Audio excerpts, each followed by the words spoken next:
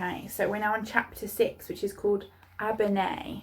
That's how I would pronounce it. So there's the start of the chapter here.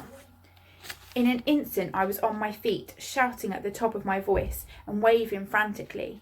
I leaped up and down, screaming for them to stop, to hear me, to see me. I'm here, I'm here, I'm here. Only when my throat was raw and I could shout no longer did I stop. The tanker crept tantalizingly slowly along the horizon. It did not turn, and by then I knew it would not turn. I knew too that no one would be looking, and that even if they were, this entire island would be little more than a distant hazy hump on the horizon. How then could they possibly see me?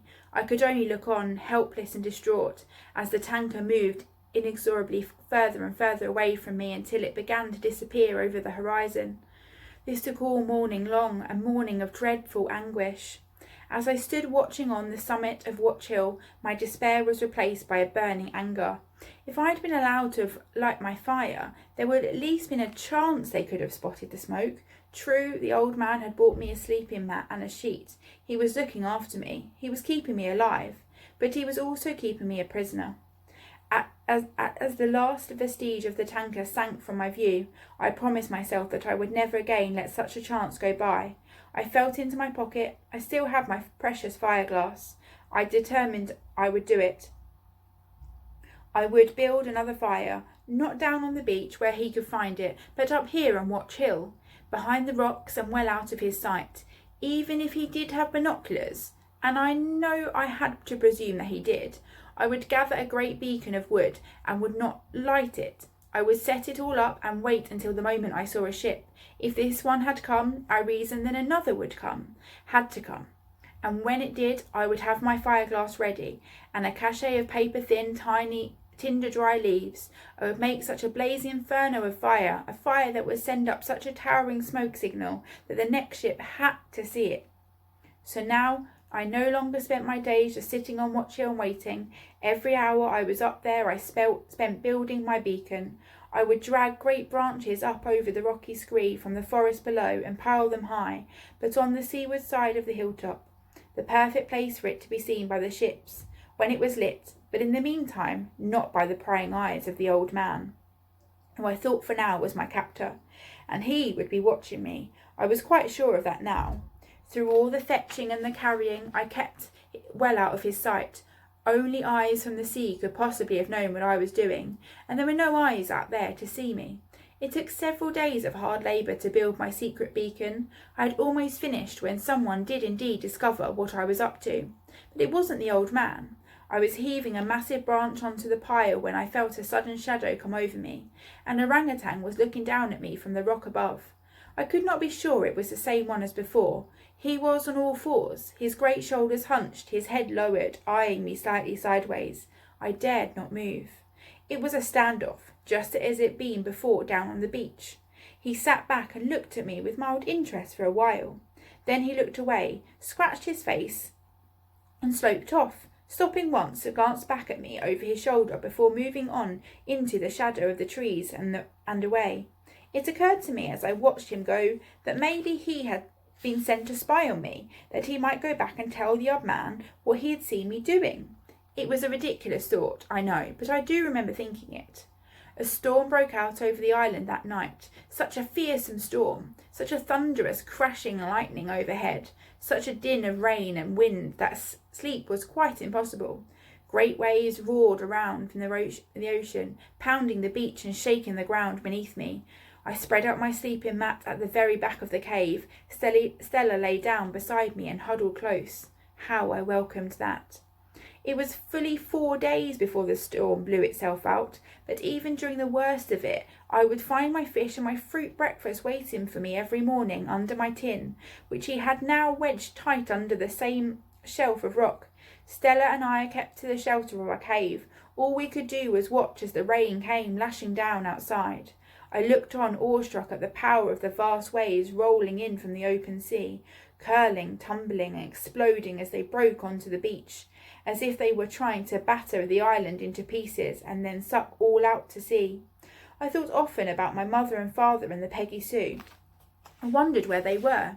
I just hoped that the typhoon, for that was what I was witnessing, had passed them by. Then one morning, as suddenly as the storm had begun, it stopped.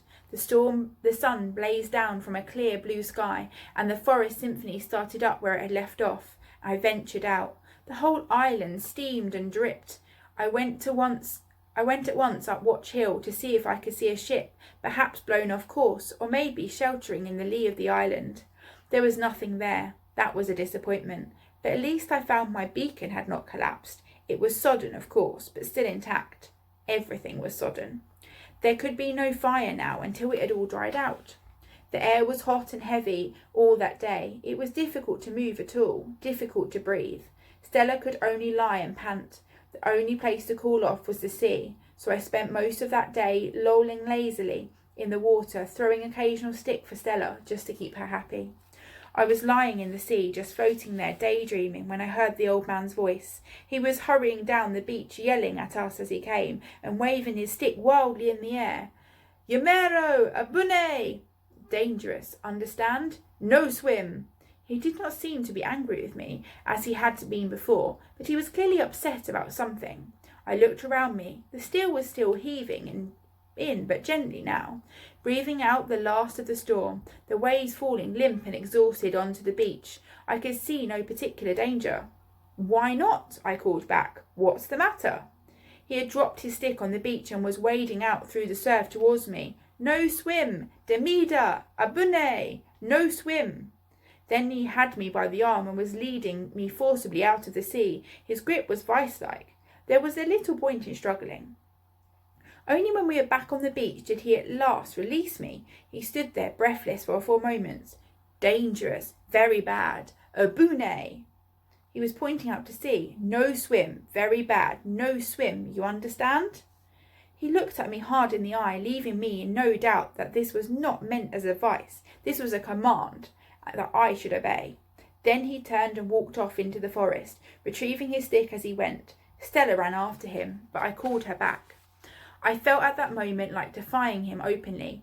I would charge back into the sea and frolic as noisily, as provocatively as I could.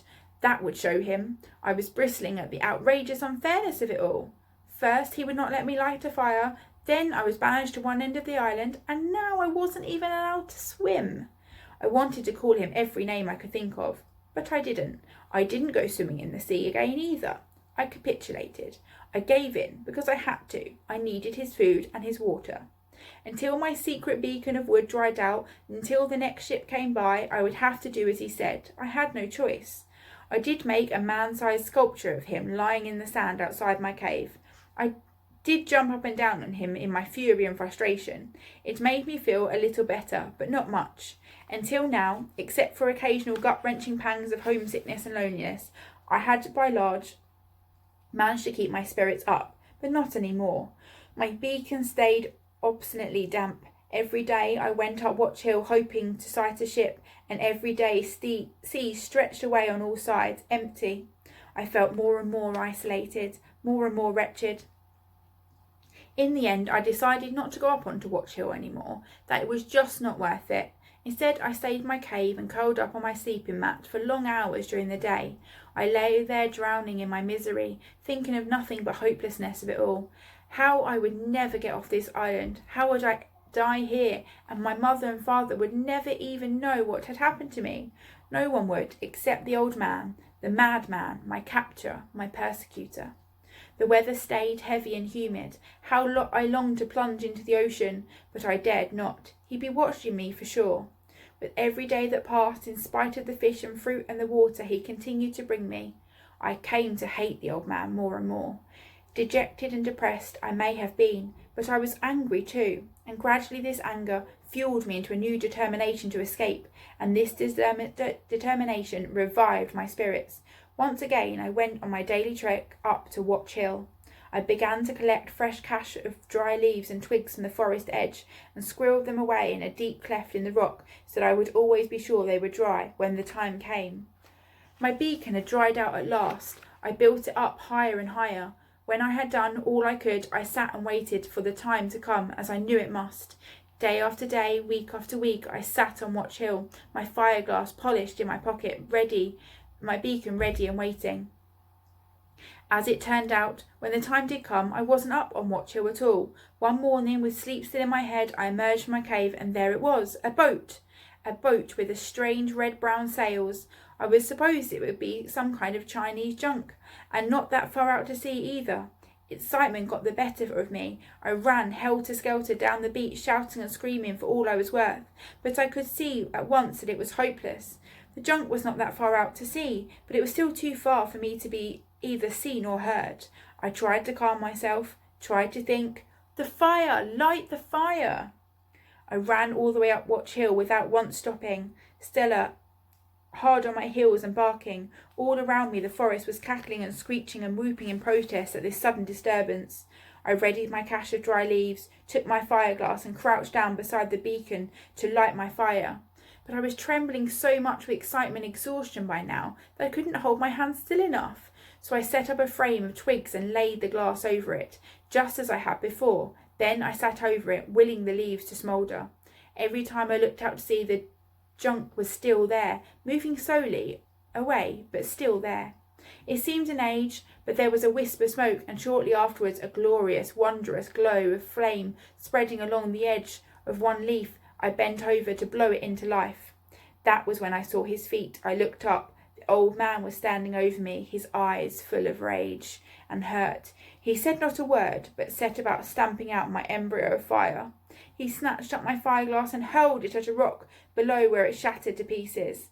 I could only look on and weep as he kicked away my precious pile of dry leaves.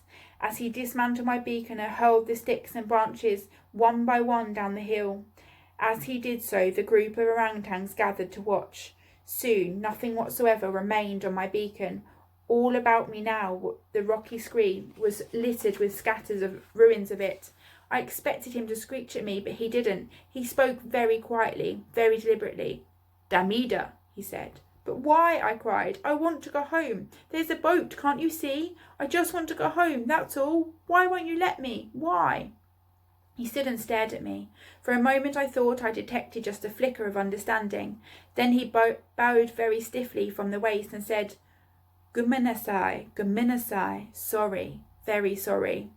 And with that he left me there and went off back into the forest, followed by the orangutans. I sat there watching the junk until it was nothing but a spot on the horizon, until I could not bear to watch any more. By this time I had already decided how I could best defy him. I was so enraged that the consequences didn't matter to me now, not any more. With Stella beside me, I headed along the beach, stopped at the boundary line in the sand, and then, very deliberately, I stepped over it. As I did so, I let him know precisely what I was doing. "Are you watching me, old man?" I shouted. "Look, I've crossed over your silly line. And now I'm going to swim. I don't care what you say. I don't care if you don't feed me. You hear me, old man?" Then I turned and charged down the beach into the sea. I swam furiously until completely exhausted and a long way from the shore. I trod water and thrashed the sea in my fury, making it boil and froth all around me. "It's my sea as much as it is yours," I cried, "and I'll swim when I like." I saw him then. He appeared suddenly at the edge of the forest. He was shouting something at me, waving his stick. That was the moment I felt a searing, stinging pain in the back of my neck, and then my arms too. The large, translucent, white jellyfish was floating right beside me, its tentacles groping me. I tried to swim away, but it came after me, hunting me. I was stung again, in my foot this time. The agony was immediate and excruciating. It permeated my entire body like one continuous electric shock. I felt my muscles going rigid. I kicked for the shore, but I could not do it. My legs seemed paralysed, my arms too. I was sinking, and there was nothing I could do about it. I saw the jellyfish, poised for the kill above me now. I screamed, and my mouth filled with water. I was choking. I was going to die. I was going to drown, but I did not care. I just wanted the pain to stop. Death, I knew, would stop it. There's a picture. It gives you a clue to maybe what happens next. And the next chapter is All That Silence Said. So what do you think Kensuke does, and why do you think he might try and help the boy?